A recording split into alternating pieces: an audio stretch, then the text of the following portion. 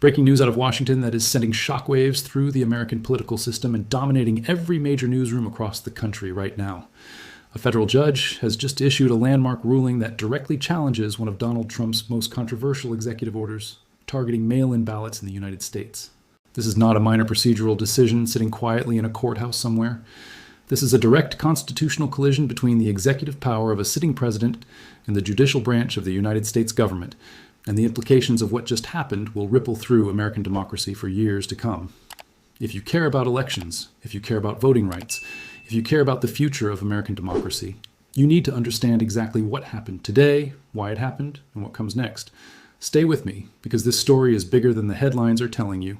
To understand why this ruling is so significant, you first need to understand what Trump's executive order on mail ballots actually said and what it was trying to do. Since taking office, Donald Trump has made no secret of his deep hostility toward mail-in voting.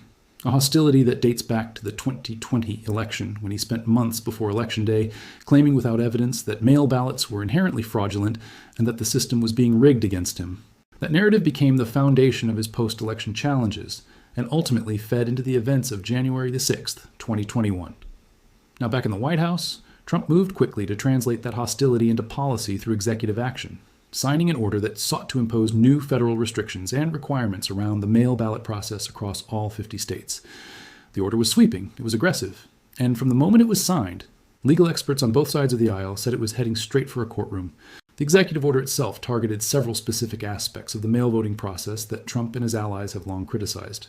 It sought to impose stricter identification requirements for mail ballot requests, attempted to shorten the window during which mail ballots could be requested and returned, and pushed for changes to how ballots received after Election Day are handled, even when they are postmarked before the deadline. Supporters of the order argued that these were common-sense integrity measures designed to protect the sanctity of the vote and ensure that every legal ballot counted, while no illegal ballot slipped through. Critics immediately fired back that the order was a thinly veiled suppression effort targeting communities that rely most heavily on mail voting, including elderly voters, disabled voters, rural voters, and communities of color who have historically used mail ballots at higher rates than the general population. What makes this ruling so explosive is not just what the judge decided, but the language the judge used in making that decision. Federal courts issue rulings every single day, and most of them are dry, procedural, carefully hedged documents that lawyers spend weeks parsing. This ruling was different. The judge did not simply find that the executive order exceeded presidential authority on narrow technical grounds. The judge went further, significantly further, using language that directly questioned whether the Trump administration understood or respected the constitutional boundaries of executive power when it comes to federal elections. The ruling cited the Elections Clause of the Constitution, the 10th Amendment, and a series of precedents going back decades that establish clear limits on what a president can and cannot do unilaterally when it comes to how Americans cast their votes. This was not a close call in the judge's view. This was a clear violation. The legal argument at the heart of this ruling comes down to a fundamental question about who actually controls election administration in the United States. The answer, according to the Constitution and decades of established law, is primarily the states. Election administration in America is decentralized by design, a feature not a bug of the constitutional system, rooted in the founders' deep suspicion of concentrated federal power over the democratic process itself. States set their own rules for voter registration, for polling places, for ballot design, and yes, for mail voting procedures. The federal government has a role, particularly when it comes to protecting voting rights and preventing discrimination, but that role has specific legal boundaries. What Trump's order attempted to do, according to the court, was bulldoze those boundaries and impose a uniform federal framework on a process the Constitution explicitly leaves to the states. That is why the judge struck it down. The political reaction to this ruling has been immediate, intense, and entirely predictable along partisan lines. Democrats and voting rights advocates are celebrating the decision as a major victory for democracy and a critical check on what they describe as an authoritarian impulse from the Trump White House to reshape the electoral system in ways that benefit the Republican Party. Republican allies of Trump are furious, calling the ruling an example of activist judges substituting their political preferences for legitimate executive authority and promising that the administration will appeal immediately and aggressively. The White House itself has already responded with a statement calling the ruling wrong, promising to fight it all the way to the Supreme Court if necessary, and framing the entire dispute as an attempt by Democrats and their judicial allies to keep the door open for election fraud. The battle lines are drawn, and they are exactly where you would expect them to be. What is striking about this moment, and what the purely partisan framing on both sides tends to obscure, is how genuinely high the constitutional stakes are regardless of where you stand politically on mail voting itself. Even legal scholars who are skeptical of mail voting as a policy matter have raised serious concerns about the mechanism Trump used to restrict it. An executive order is not a law. It does not go through Congress. It does not require any legislative debate, any committee hearings, any votes from elected representatives. It is a unilateral action by a single person, the president, and the constitutional question of how far that unilateral action can reach into the administration of elections is one that the American legal system has never fully resolved until cases like this one force a resolution. That is what makes today's ruling genuinely historic, regardless of what the appeals courts ultimately decide. Now that we understand what the ruling said and why the judge made it, we need to talk about the man at the center of all of this and why this particular fight was always inevitable the moment Donald Trump returned to the White House. Donald Trump's relationship with mail-in voting is not a recent development, not a position he arrived at through careful policy analysis, and not something that emerged from a genuine study of election security data. It is a deeply personal and deeply political conviction that was forged in the fire of 2020, hardened by 4 years of grievance, and brought back into the Oval Office as one of the defining missions of his second term.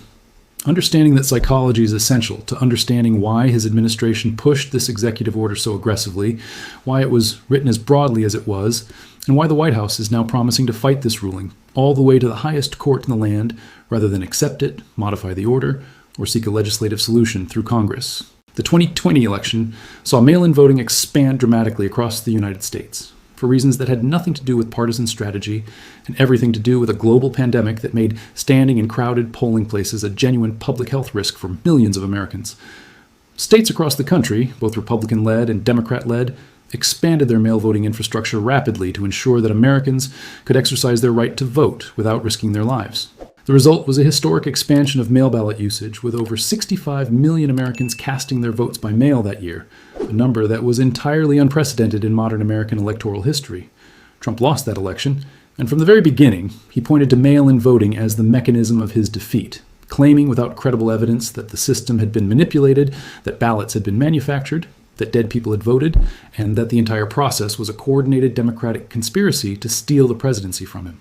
Every major claim Trump made about mail ballot fraud in 2020 was investigated, litigated, and rejected. His campaign and allied organizations filed over 60 lawsuits in multiple states challenging the results on various grounds, including mail ballot irregularities.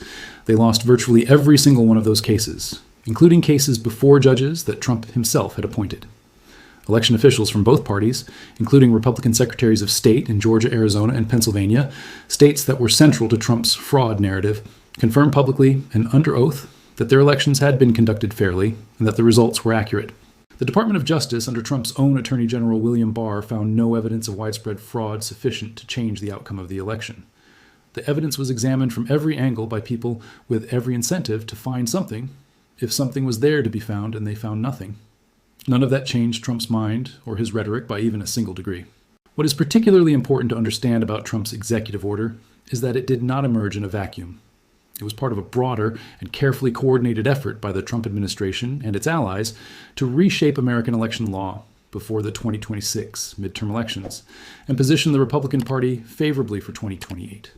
The order on mail ballots was one piece of a larger puzzle that included executive actions on voter registration, on the role of non-citizens in the census, on federal funding for election administration, and on the composition and authority of the Election Assistance Commission, the federal body that helps states administer elections. When you look at all of these actions together, rather than each one in isolation, a clear strategic picture emerges. The Trump administration was attempting to use executive power to restructure the mechanics of American elections in ways that its political advisors believed would benefit Republican candidates in future cycles. The mail ballot order was the most visible and legally vulnerable piece of that strategy, which is exactly why it became the first to fall in court. The states that immediately filed legal challenges to Trump's executive order were not acting randomly or opportunistically. They were responding to a direct threat to their constitutional authority over their own election systems, authority that their attorneys general and governors were legally obligated to defend.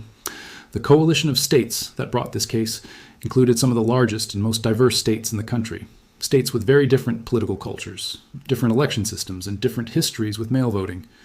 What united them was not partisan opposition to Trump, though that was certainly present, but a shared legal interest in preserving the principle that the federal executive branch cannot unilaterally override state election law through executive order. That principle transcends partisan politics. It is the kind of federalism argument that conservatives have made for decades, and that the current Supreme Court has shown considerable sympathy for in recent rulings on other subjects, which is one reason why legal analysts are not certain that Trump's appeal, when it comes, will succeed even before court with a strong conservative majority. The question of what happens to mail voting in practice while this legal battle plays out is one that election administrators across the country are genuinely struggling with right now. Federal court rulings that block executive orders do not always produce clean, simple outcomes on the ground. States that had already begun implementing changes required by the order now face uncertainty about whether to reverse those changes, pause them, or wait for appellate guidance before acting. Counties and municipalities that run the actual mechanics of election administration, the people who print the ballots, process the applications, and manage the counting, are caught in the middle of a legal dispute between the federal government and the states they work for. The practical administrative chaos created by this ruling, not the political drama, but the actual nuts and bolts confusion about what the rules are right now, is something that the mainstream coverage of this story is almost entirely ignoring, and it matters enormously for real voters in real places. There's also a dimension to this story that goes beyond American borders, and that a purely domestic political framing completely misses. The world is watching how the United States handles this dispute.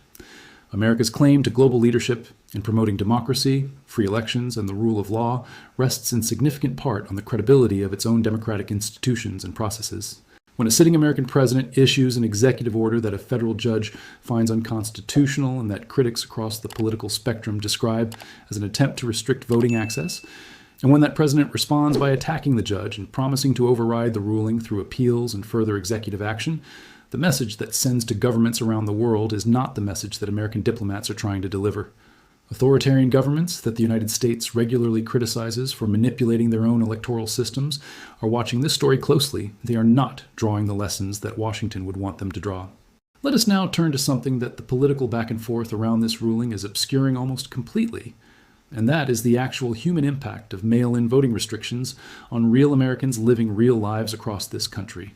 When we talk about mail ballots in the abstract, when we debate executive orders and constitutional clauses and appellate jurisdiction, it is very easy to lose sight of the fact that behind every mail ballot is a person, a citizen with a legal right to participate in their democracy, who made a choice to vote by mail for reasons that are specific to their circumstances and their lives. Understanding who those people are and why they vote the way they vote is essential to understanding why this executive order was so controversial from the moment it was signed, and why this ruling has generated such an intense emotional response far beyond the legal and political communities that normally follow these stories closely. The single largest group of consistent mail ballot users in the United States is elderly Americans, specifically Americans over the age of 65 who face mobility challenges, health conditions, transportation barriers, or simply the physical difficulty of standing in long lines at polling places for extended periods of time.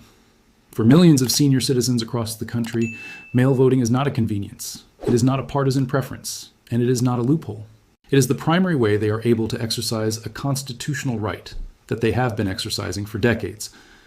When Trump's executive order sought to impose stricter deadlines, stricter identification requirements, and new procedural hurdles on the mail ballot process, the people most immediately and most severely affected were not Democratic Party operatives or urban progressive activists.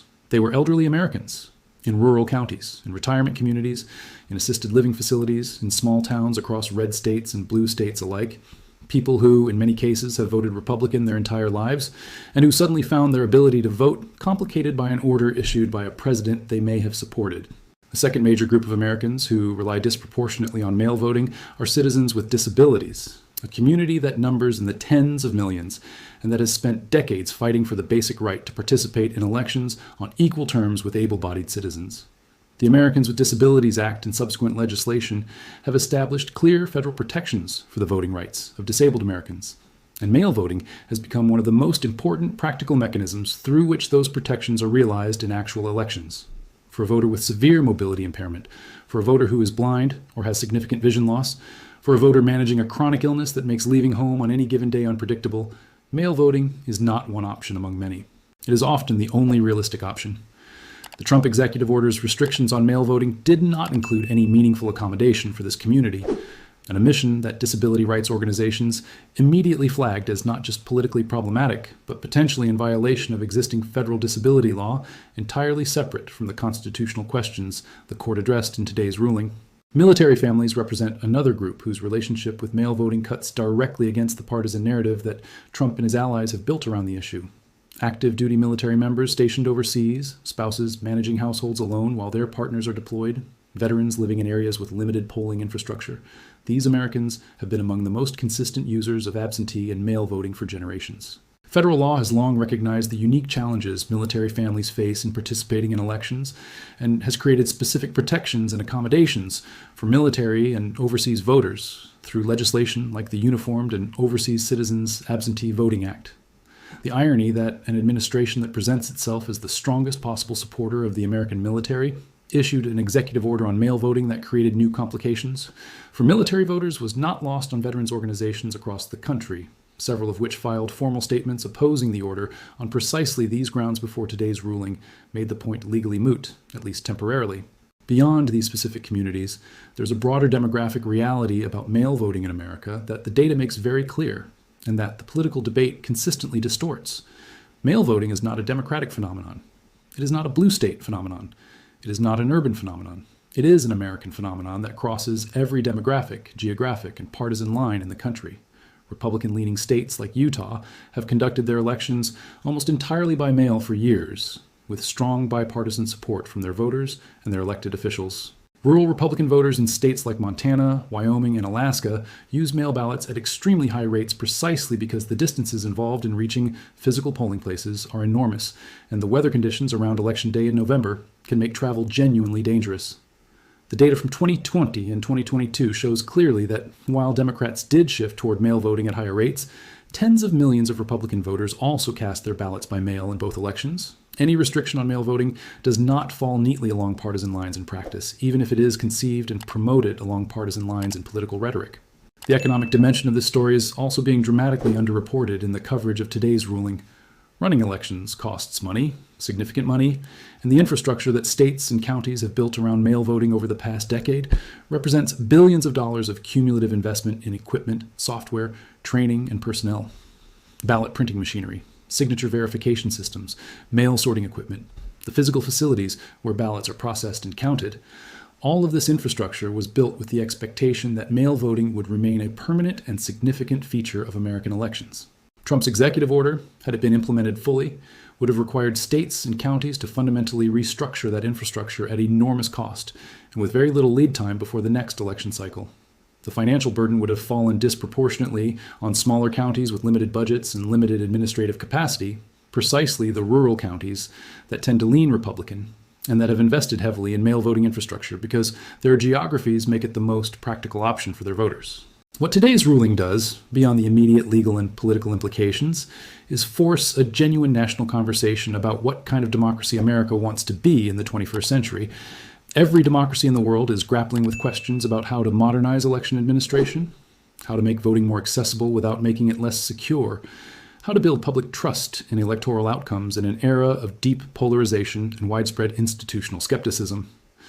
Different countries have arrived at different answers to these questions based on their own histories, their own legal traditions, and their own political cultures.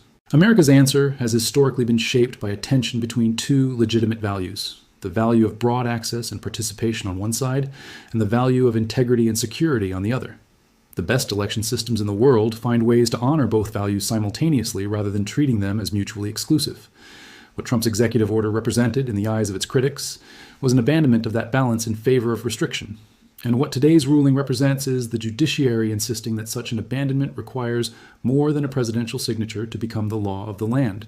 We have now reached the part of this story that matters most for the future, and that is where this legal battle goes from here and what it ultimately means for American democracy, heading into one of the most consequential electoral periods in modern history.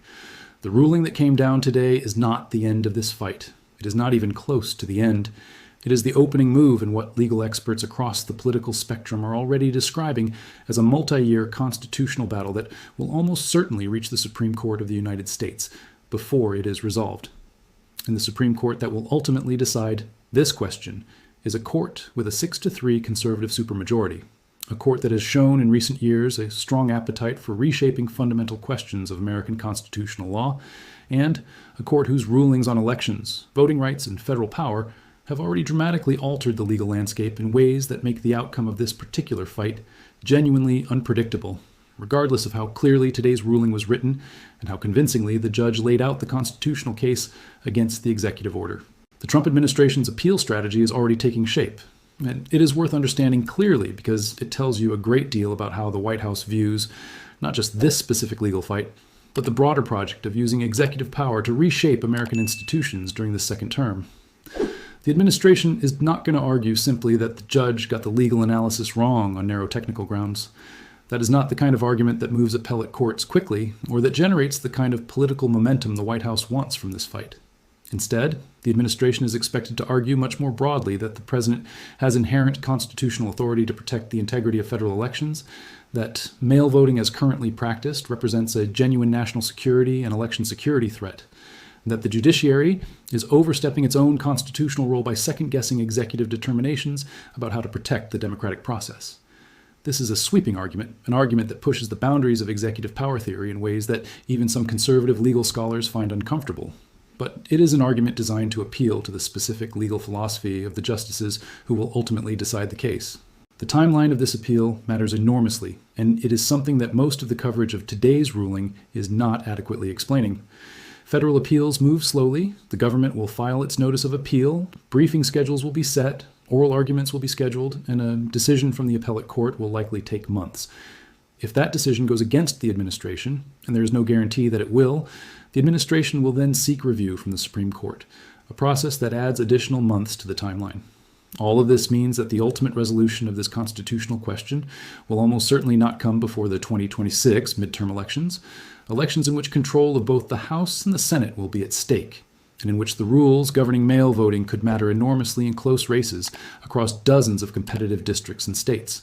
The legal uncertainty that today's ruling creates, rather than resolving, is itself a serious problem for election administrators who need to know what the rules are with enough lead time to actually implement them properly and train their staff accordingly.